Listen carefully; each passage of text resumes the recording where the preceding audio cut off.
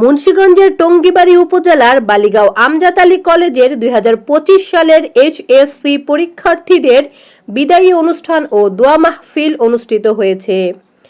আজ সোমবার সকাল 11টায় কলেজটির অধ্যক্ষ এস.এম. আনিসুল হকের সার্বিক তত্ত্বাবধানে আয়োজিত অনুষ্ঠানে প্রধান অতিথি হিসেবে উপস্থিত ছিলেন টঙ্গীবাড়ি উপজেলার নির্বাহী কর্মকর্তা ইউএনও মোহাম্মদ মোস্তাফিজুর রহমান।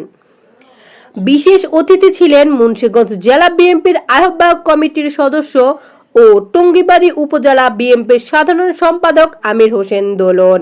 এছাড়াও আরো উপস্থিত ছিলেন বালিগাঁও ইউনিয়ন বিএনপির সভাপতি আবু সাইদ মিয়া, সাধারণ সম্পাদক অহিদ হালদার, কলেজের অ্যাডহক কমিটির অভিভাবক সদস্য মোহাম্মদ সাদেকুল ইসলাম রিপন মুন্সি, প্রভাষক শ্যামল দত্ত, উপস্থাপক আমিনুল ইসলাম এবং সার্বিক ব্যবস্থাপনায় সহযোগিতা করেন প্রভাষক সালমা ইসলাম।